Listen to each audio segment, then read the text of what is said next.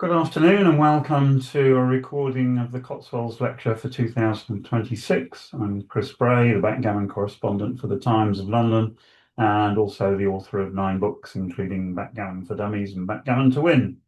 Normally for the Cotswolds Lecture, I do something fairly technical. This year I'm not. I'm going to look at the resurgence in the game, which, unless you've been asleep for the last year, you can't have failed to notice an increase in the amount of backgammon being played and its placement in media, etc., etc.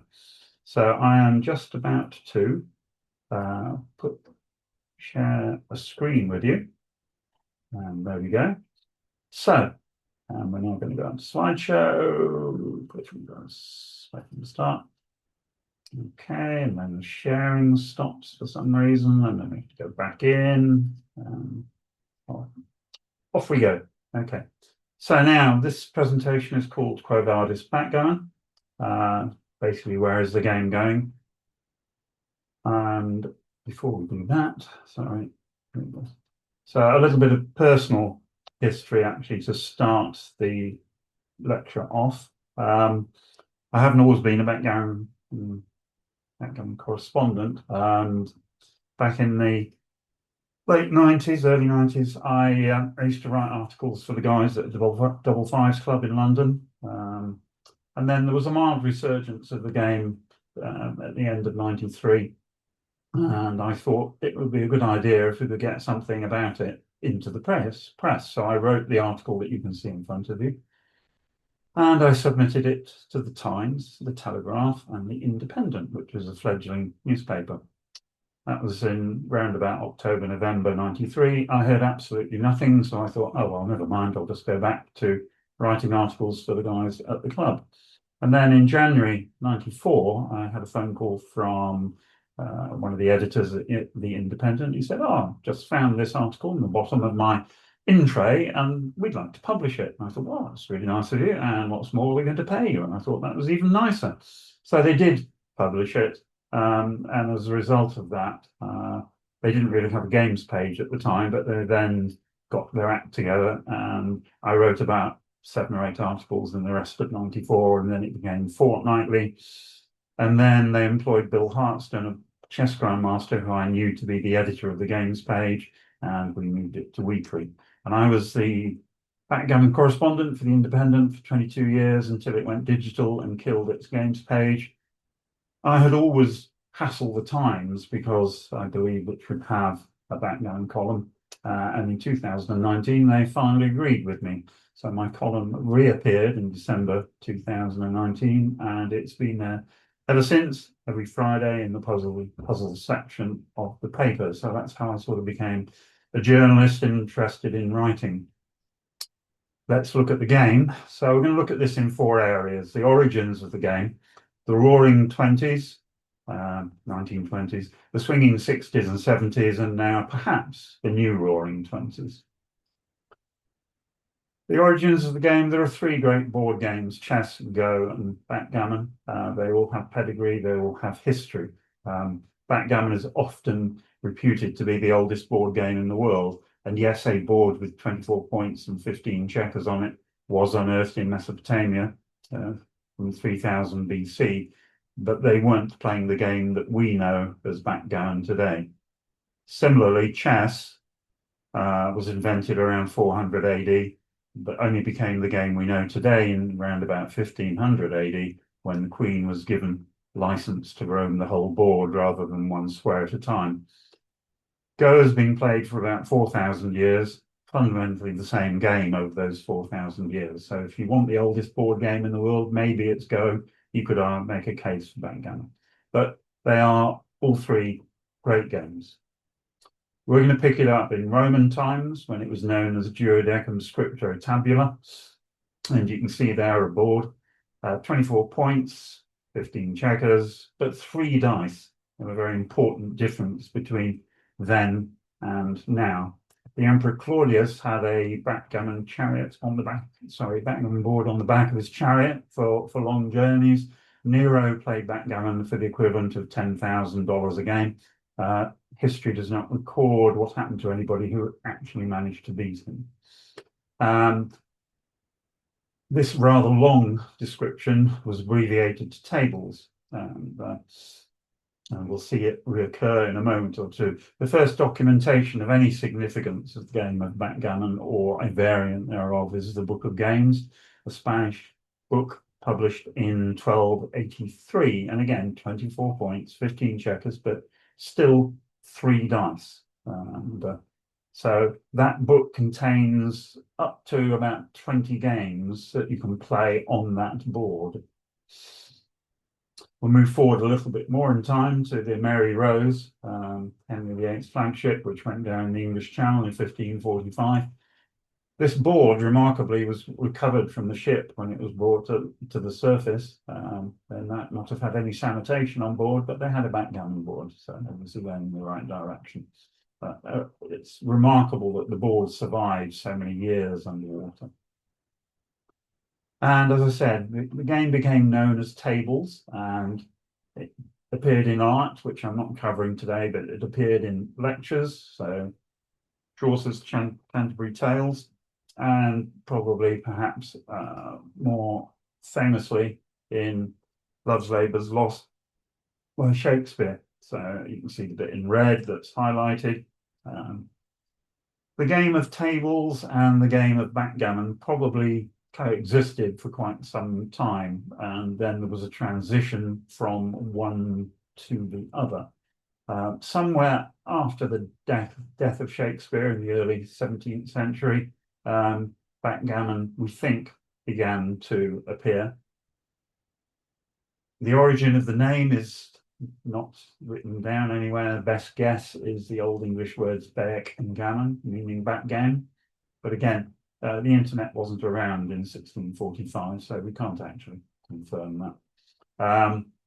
But the word backgammon does appear in print for the first time in 1645, so by now it is visible. Crucially, there were two significant changes at that point. 3 dice became 2, and again, no one knows why. And importantly, doublets are played twice. So if you roll double 4, you got 4 4s. You roll double 2, you got 4 2s. That made for a more exciting game, a different game, but also crucially, when we get to the Roaring Twenties, the fact that you get 4 of a number when you roll a double is crucial to the excitement in the game. The triple game, the backgammon, was introduced roundabout now. The vie, increasing the stakes linearly from 1 to 2 to 3, appears briefly, flourishes and dies. So no one knows where it came from, why it happened, or why it died. And so backgammon became the dominant form of the game, and then for about another 400 years, it remained largely unchanged until we reached the Roaring Twenties, the era of the Great Gatsby, the era of excess. Everyone wanted everything to be fun and to happen fast. And backgammon wasn't quite fast enough or fun enough. Some of the games went on for too long. And you couldn't really make a lot of money out of it. You couldn't raise the stakes just playing one game at a time. Yes, you could win a gammon or a backgammon, but that wasn't the sort of fun that people were looking for in the 1920s. So for some time in the 20s, if you roll the same number as your opponent at the start of the game, you've got to double the stakes. But then someone, and no one knows who, came up with the idea of doubling during the game. And it is rumoured that the first game involving doubling during the game was played at the Travellers Club in Paris in 1926 between the Grand Duke Dmitry of Russia and Axel de Wischwil of Denmark. But again, not confirmed. We only have one source for this, and that is a Harper's Bazaar magazine of 1931, which has a detailed explanation of backgammon on the Playboy circuit of France in Deauville, Cannes, Biarritz, Monte Carlo. The article was written by a guy called Walter L. Richard, who was a very famous backgammon, American backgammon player of the 30s. So it's thought that he took the game back from France to America, and that's where doubling originated in America. There is a school of thought that says doubling originated in the gentlemen's clubs of New York, and was then taken to Paris for the summer, sorry, to France for the summer. Nobody knows, because of course we've only got the one source. And if you have doubling, then you need a device to track the progress of the stakes. So the first kid on the block was backgammon matches. These are Bakelite matches with each Bakelite stick having a different value. That photograph is of my own set. There are 200 or 300 of these left in the world, probably. Secondly, you had this thing, a dial, which was affixed to the side of a board. And to my knowledge, there are only 2 of these. The one you see there, I own, and one of the American collectors has one. But that dial doesn't indicate who has ownership of the doubling device, so no one knows how that quite worked. But then, of course, our little friend, the doubling cube, came along. And then it was easy. You placed the doubling cube on whoever side of the board owned it, or in the middle if it hadn't been turned, and you went from 64, which was the same as 1, to 2, to 4, to 8, 16, 32, 64. Okay. But nobody knew who invented the doubling cube. That was another mystery. So, for years, I researched the archives of all the major newspapers, and I looked at the archives of the Illustrated London News and a variety of Vogue magazine and all sorts of things without ever finding any source of the origin of the doubling cube. And then an American gentleman, who I apologize, whose name I've forgotten, decided to do his own research. And he researched the archives of the London Evening Standard. Now, today, the London Evening Standard is basically a free rag, but then it was a premier newspaper. So I should have looked at the London Evening Standard, because in it, in 1931, there was a series of articles by a gentleman called Grosvenor Nicholas, another American, who tells you how to play backgammon. And in his article of Thursday, May the 14th, 1931, you will see about a year ago, the writer originated and introduced what is known as the doubling cube. The article says later on, he wasn't sure whether it would ever get wide adoption, but of course that is the way that we record the value of the doubling cube today. So that's one problem solved. And this is the first known photograph of a doubling cube on a backgammon board. This was late in 1930, and you can see the cube at the side of the board. So doubling was up live and happy, making everybody happy. The lady back right, Lady Hattersley, she was another person who wrote one of the basic books back in 1930-31 about how to play the game. Here she is teaching 4 other ladies how to play the game, obviously from that era. But most of the books were rudimentary. There was no notation system at all.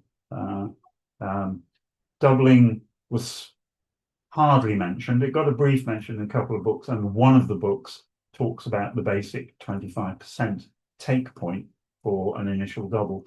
But there is no doubt that doubling was not understood at all realistically. And this is a very famous quote from a guy called Georges Mabadi.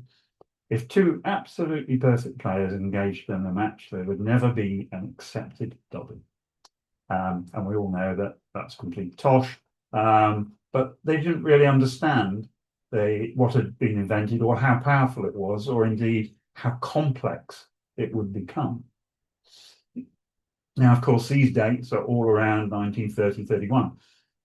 The great market crash happened in 29, so backgammon continued for a while, but then the money ran out, the dice cups went silent, and backgammon had a little sleep for the best part of 35 years. Oh, sorry, I knew I'd forgotten something. One of the things that happens when any game or sport has a resurgence is that celebrities will climb on board. They want to be seen playing the game. And here we have 2 very famous people, the guy shaking and the guy looking over his shoulder, playing backgammon around that era.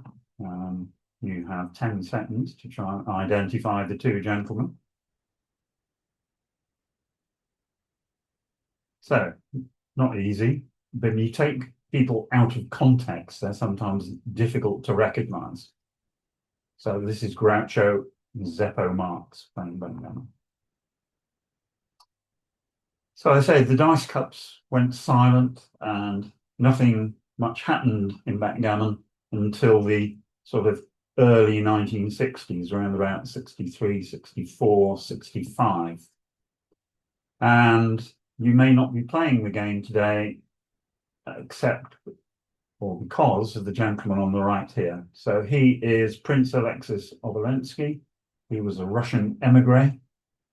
He was taught the game in Russia by his gardener. He brought the game to America. He created the first ever international backgammon tournament, won by Charles Wacker III of Chicago. And he created the World Championship as well. And in fact, he's seen here talking to Lee Junud, who's one of 4 women ever to win the World Championship.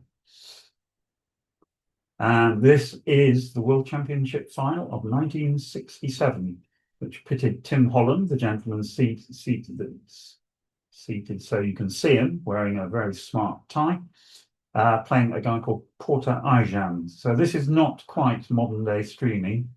You can tell from the dress sense of people watching, it's definitely the 60s. Tim Holland won the first ever 3 world championships, and he was obviously a very strong player. His daughter is alive and well and contributing to the Facebook backgammon news groups that are still there. So Vanessa Holland, she's still around. And there watching is Prince Alexis Obolensky, so taking an interest in the game. So his push really promoted the game.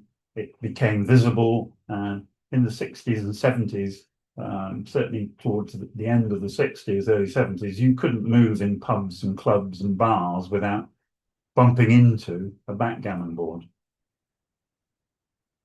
Over in the UK, everyone picked up the mantle, and famously, backgammon was played at the Claremont Club. And even more famously, these 3 gentlemen featured in a book by a guy called John Pearson called The Gamblers, and these were heavy-duty gamblers. So from reading from left to right, John Aspinall, Lord Lucan, and James Goldsmith. We all know what happened to Lucan, and backgammon was part of his downfall because he won £20,000 in the course of a week playing backgammon. He believed that he could earn his living as a gambler full time, so he gave up his job as a merchant banker in the city. And subsequently, of course, that led to a disaster and the murder of his nanny, Sandra River. But in the Claremont, in those times, they were playing for up to £800 a point of backgammon. And if you think about it, in the 60s and 70s, that was a vast amount of money. But these guys had vast amounts of money. So let's actually have a backgammon position for a change of pace and talk about vast amounts of money. This is a game played between Louis de Jong, who was the master of ceremonies at Monte Carlo World Championships for many years. He's red, and white is Sir James Goldsmith, not Sir at that point, it's just simply James Goldsmith. The cube is on 32. The stakes are $250 a point, which again, huge amount of money for the era. So you get 15 seconds now to estimate how often white will win from here. I should comment that Lewis's last few moves have all been doubles. He hasn't had a choice of how to spread out his checkers. So he's got an unwieldy 5 checkers on the 4 point.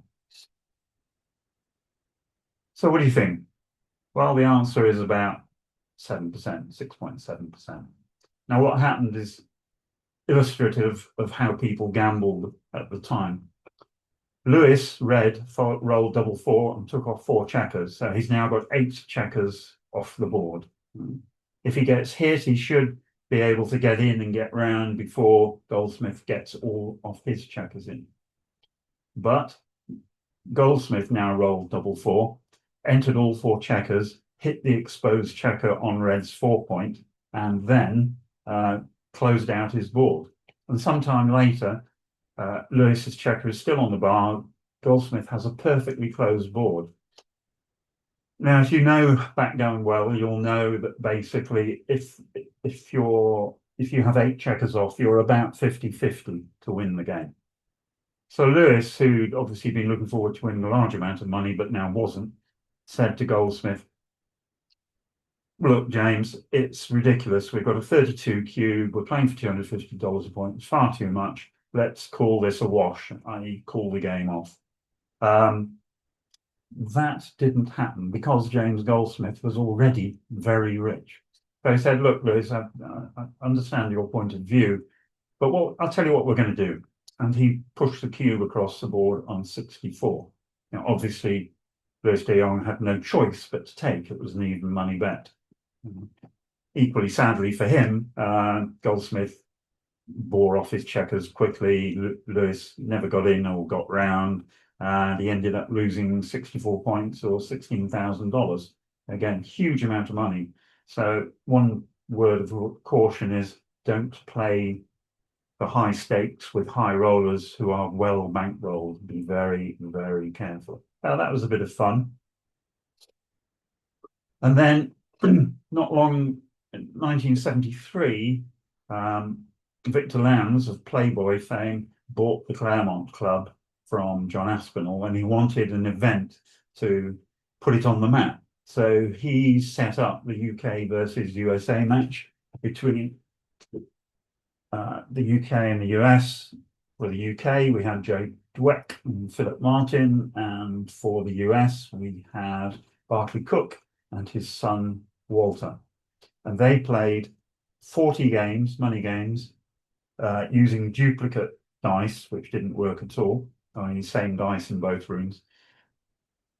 And the US ran out easy winners of that particular contest.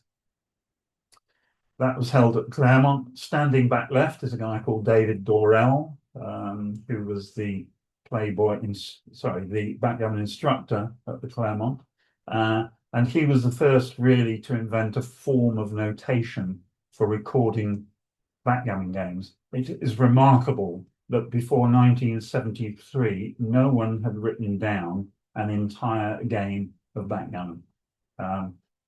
Analysis was only done on individual positions that people had noted down.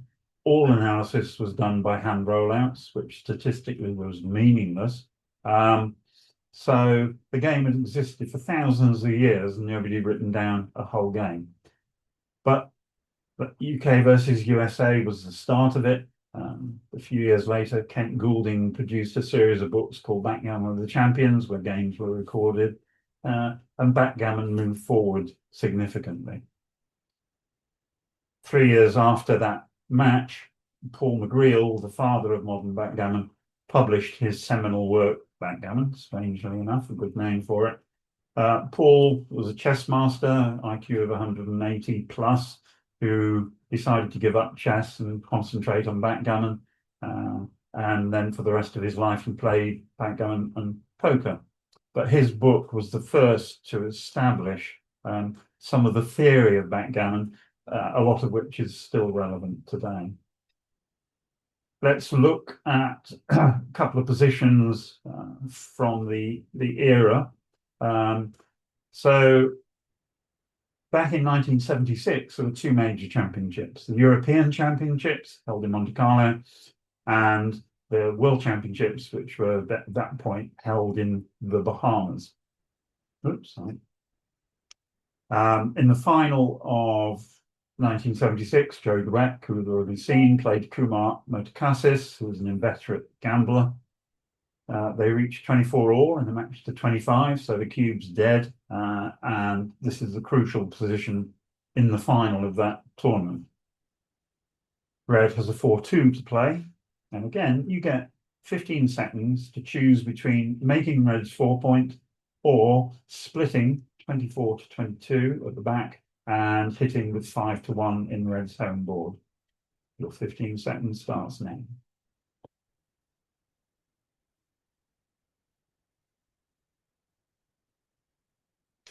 Okay, time up. At the time, Dweck played 24-22, 5-1. Motorcasters stayed out, and Joe rolled home to an easy victory. He wrote an article called The Moment of Truth, published in the International Backgammon News, the magazine of its time, with a long justification of why his play was correct. Unfortunately, when computers got hold of the position years and years later, we discovered that making the 4-point was a significantly better play. But obviously he didn't know that at the time, and lots of people then adopted this sort of bravado style in dealing with positions. And so the people in the 70s really didn't care about blots and things like that. They just played what they called pure backgammon. They put the pieces on the points they wanted them to be on, with little regard for the strength of home boards or anything like that. So correct play was 8-4, 6-4. Not long after that, Philip Morris, who sponsored both tournaments, decided that it was getting too expensive to sponsor both, and they amalgamated the two in the World Championship, then moved to Monte Carlo, which is where it has been ever since. So it's been in Monte Carlo since 1979.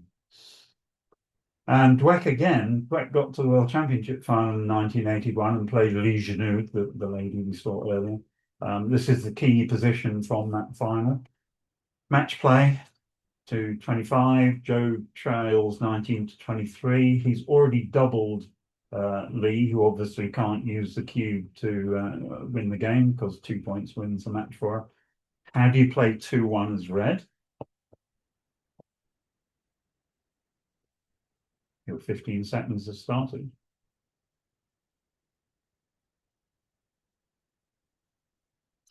Okay, so the theory of the time, and probably pretty much even so, is you slot a point if you've got at least an indirect, a direct cover for it. So you've got 11 rolls of cover. So Dweck could slot here with 9-6 because he's then got 8s and 9s to cover and double 6, in fact. So he's got 12 covering numbers. He elected not to and played 15-12. Genoud stayed out. Dweck slotted next time, but Genoud came in and hit 2 checkers and went on to win the World Championship. It's very close between the two plays, but again, at the time, no one knew what was the right play and what was the wrong play.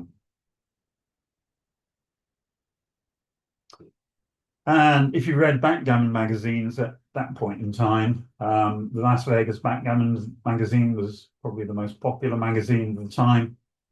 This is a typical cover of a Las Vegas Backgammon magazine. So quite often young ladies in bikinis would feature in the Las Vegas Backgammon magazine. That was how they sold the magazine. So you can comment on it with today's viewpoint on this sort of thing, but that's what happened back in the era of the 70s and 80s. Now those backgammon magazines make fantastic reading. So if you're interested, the website where all of those have been copied and are available for you to look are on the New England Backgammon website, and that is the link that will take you there.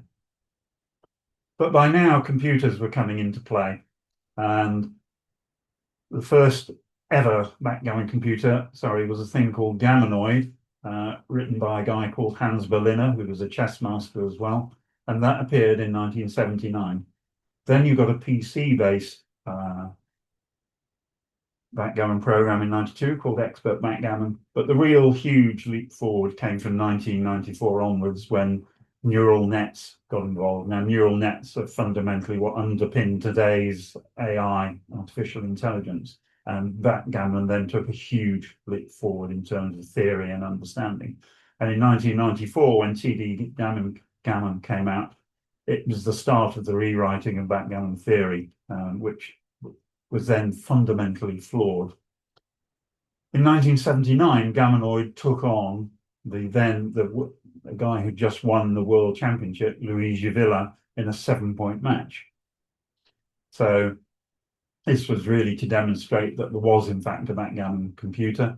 Gammanoid won the match 7-1, but if you look at it, again, the match was recorded. If you look at it in terms of today's software, Extreme Gammon, which is the de facto standard across the world, then it played incredibly badly. Luigi probably played pretty well for a person of that time. You won't find many performance ratings under 6 from anybody prior to the advent of the bots as we now know them. So it was an interesting experiment, but you can see actually there that the luck was with Gammanoid. Oops, sorry, let's go back again. Oops, do this. So, and again, as with everything else, the celebrities leapt on board once more. So again, you probably saw the answer flash up, but here we go. 2 celebrities shaking hands from that era. Lovely sepia photograph. And on the left is Alice Cooper, and on the right is Hugh Hefner. Hugh Hefner played an immense amount of backgammon, and obviously Alice Cooper was a keen player as well. Okay, so then as we leave that era, the computer programs have begun to dominate the thinking in backgammon. And now let's pull us right up to date into the current roaring 20s, where the world is ruled by lots of old men who are hanging on to power, and people want a bit of fun and they're not getting it. So probably the game would have stayed largely the same, or the same level of interest and people coming to it, but for a disruptive force, which happened in the start of the 2020s, and that is COVID-19. COVID-19 created, well, it changed the world, obviously, but it was a hugely disruptive force in terms of its impact on many things, and that includes backgammon. So firstly, backgammon was rediscovered because people were locked at home, nothing to do, and they discovered they had a backgammon board, so people started playing. Tuition moved online. I used to do a lot of face-to-face teaching. I don't do any face-to-face teaching now, except corporate events, and tuition moved online. So while people struggled with their income during COVID, I'd already retired from my day job, so it didn't really matter, but my student base increased threefold. So that was nice for me, and lots of other people began to teach online.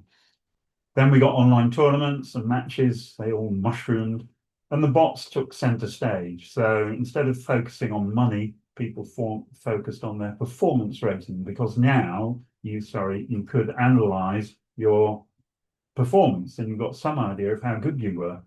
In the good old days, you thought you were good, or someone told you you were good, but you didn't actually know. Social media has had a huge impact on the world, and it's had a huge impact on backgammon, as we'll see in a minute.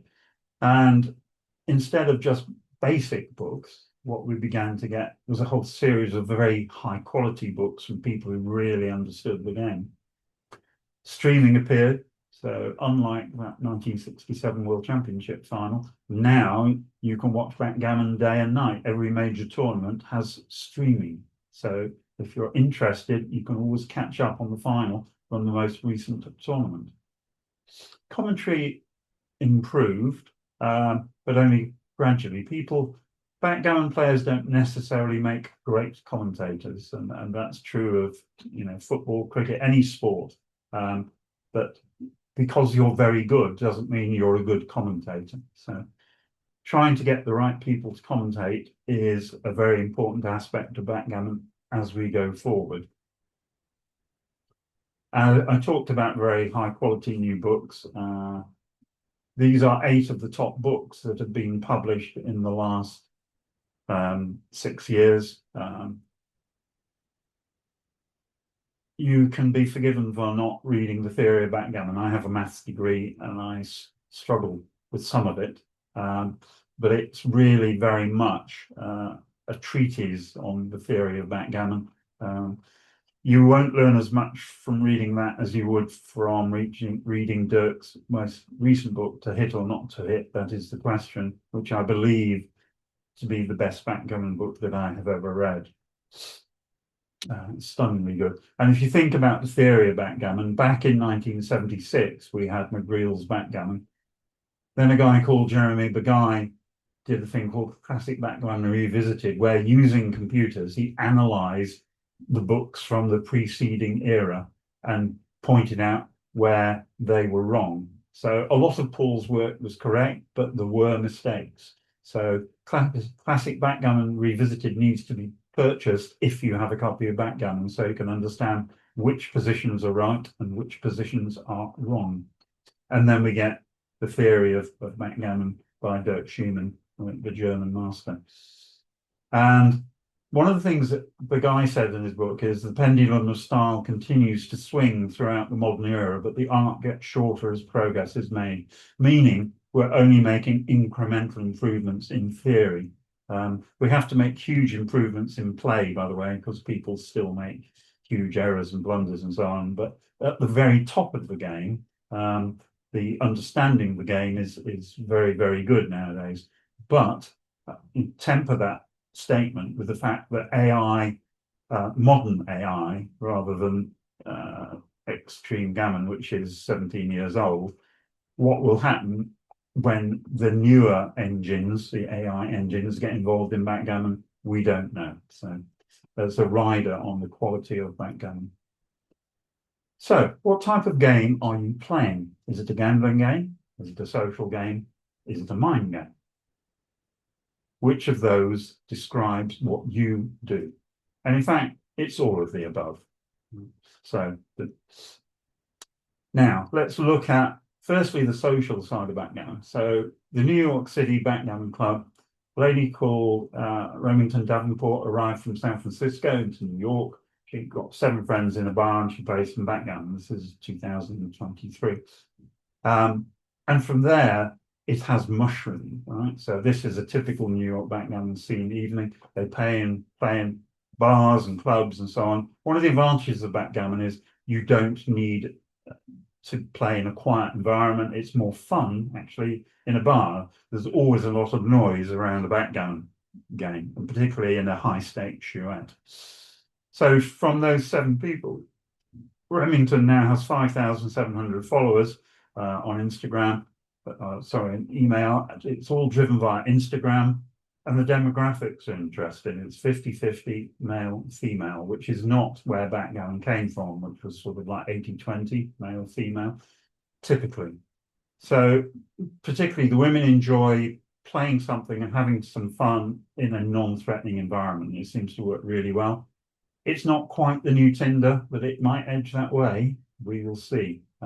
But the growth in New York and other places has been phenomenal. So in England, we're seeing new clubs being formed, and we're also seeing a thing called Backgammon and Wax, which is a slightly odd title, but people meeting in, for the moment, 4 bars in London, where it's very social backgammon, it's great fun. And the music is providing from vinyl records, and that's where the wax element comes from.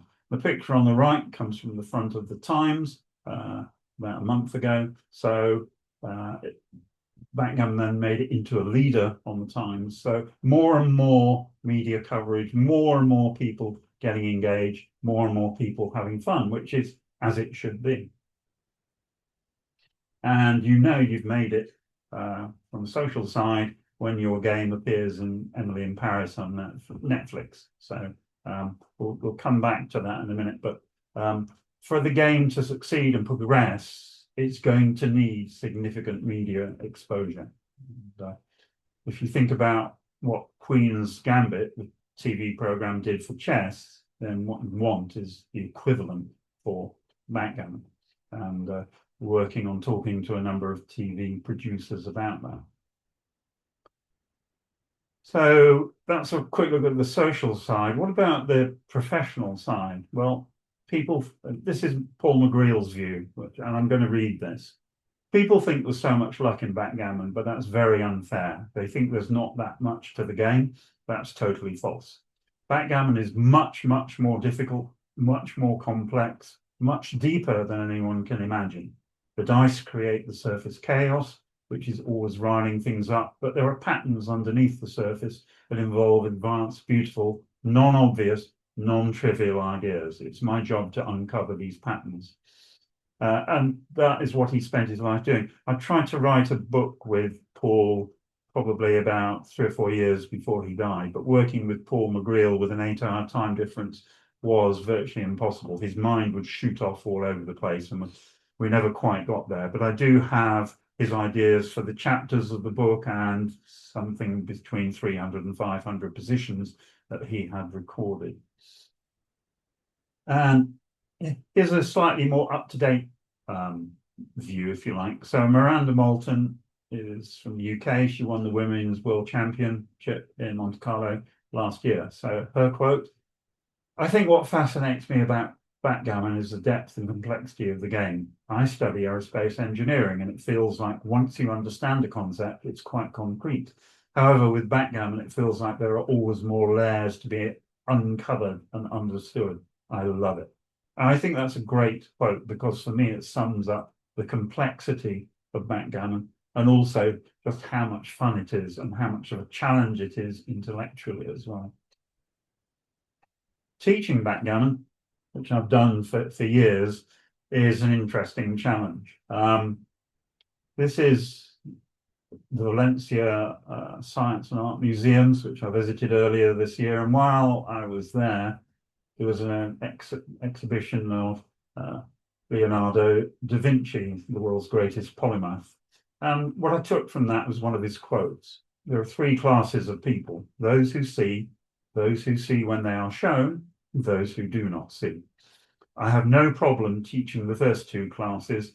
There are always people for whom backgammon is a stretch too far. You do have to have the right sort of mind, the right sort of mental skills in order to play backgammon reasonably well. And what happens when backgammon is very popular is you get all sorts of people coming to you for lessons. And there are those that you just have to turn away because you know it will be a long uphill struggle and you're not going to succeed. And the sooner everybody understands that, the better off we are. Now let's have a look at the World Championship. So I said earlier that it had been in Monte Carlo since 1979. And this is the advert for this year's Backgammon World Championship, which again is at the Fairmont Hotel in Monte Carlo. So I have a couple of issues with the Backgammon World Championship. Firstly, holding your main tournament at high season in one of the most expensive places on the planet precludes a lot of people attending. So I don't think that's good for the game. I think the World Championship has been in Monte Carlo for however many years it is, 47 years. It might be time that it began to move around a little bit. Last year, they changed it from double elimination, which to my mind is the best form of tournament, to a single elimination, which is what it used to be historically. So I think that was a retrograde step.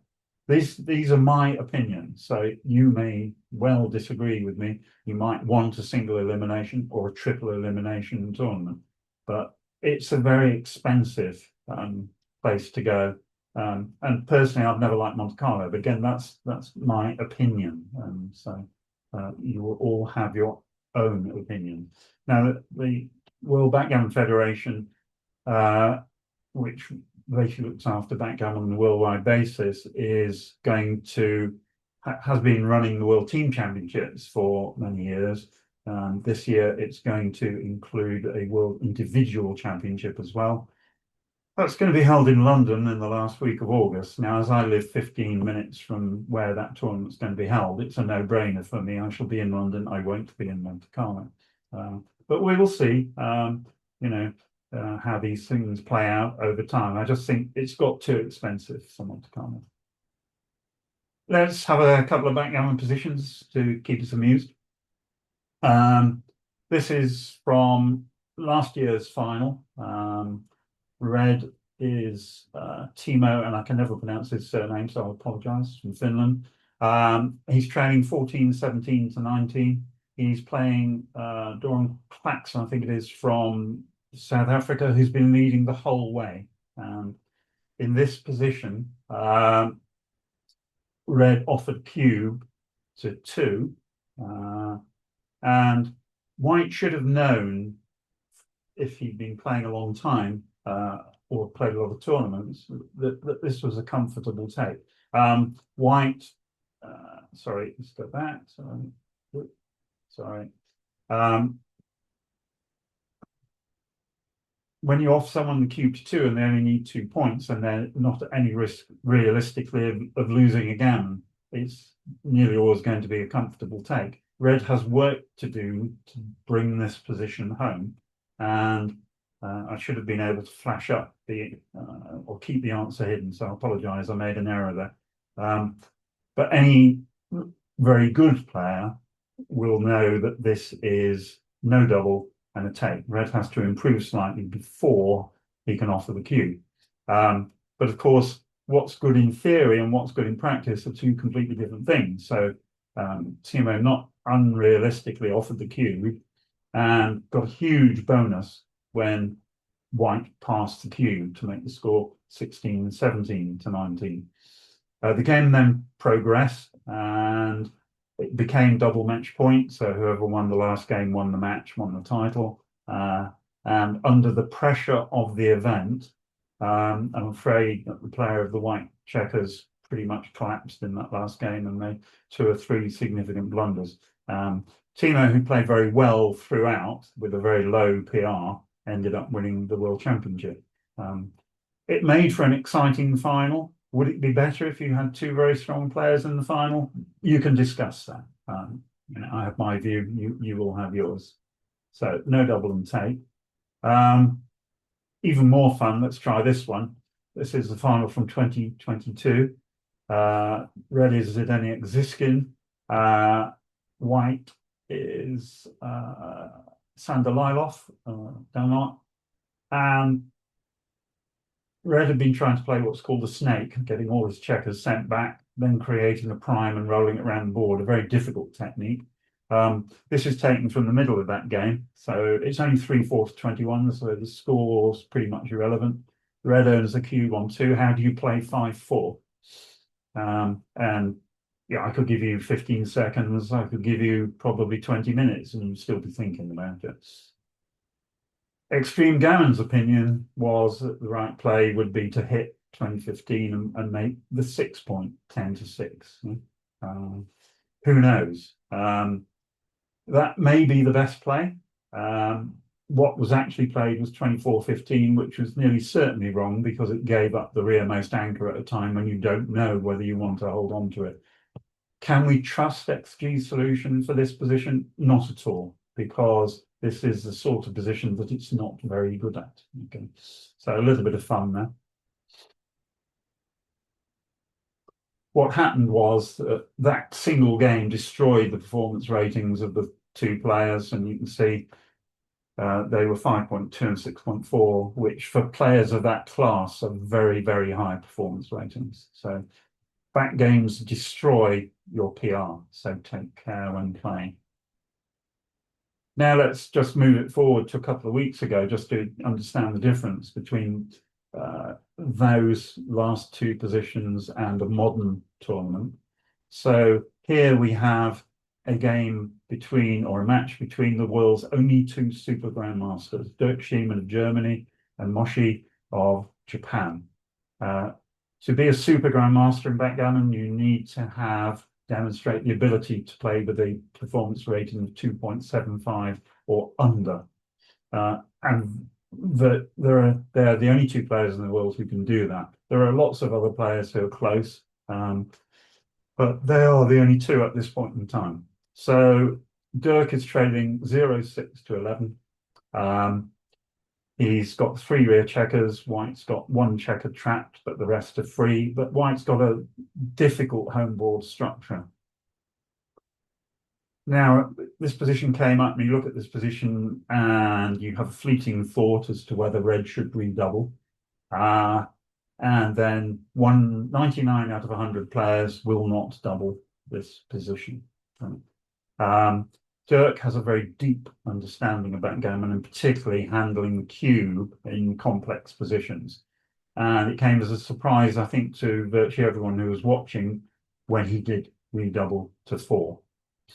He rolled 3-1, hit the checker on the 4-point. There were a few hits back and forth, but eventually that checker was closed out. Dirk won the game, and therefore the score then became 4-6, and he went on to win the match.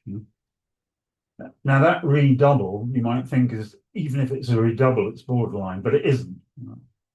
Because if white loses this position and loses a gammon, he'll be 10-0 down anyway with virtually no winning chances. So red is not taking a huge risk in actually doubling, but he gets a huge upside if he can win the game, and he gets an even bigger upside if he can win a gammon. And not redoubling is a very big blunder, but I think very few people would appreciate that point. And how well did the guys play? Well, you can see Dirk 2.57, Moshi 2.57, right on the money in terms of their skill set. So now let's look at Extreme Gammon, which is the de facto standard computer program in the world today. It's just been bought by Travis Kalanick, who owns Uber, so some money is going into the development of the program. Extreme Gammon has some faults. The user interface is clunky, and the neural nets are 17 years old. There are positions it doesn't understand, like the one we've just seen, the snake. The XG Mobile Apple version has a small bug. I have the solution to that if anybody wants it, or the workaround. The XG Mobile Android version is broken and is not on the Google Play Store, needs to be restored. There is no Mac version, so it's not cross-platform. So it's sort of old hat in computer terms. I'm hoping that within a year to 18 months, we're going to get a much better program, but we will see. So where is backgammon going? There are so many different areas that are involved in the development of games. So we've looked at the social side, briefly at the professional side. There are still a lot of high stakes money games around if you care to play in them.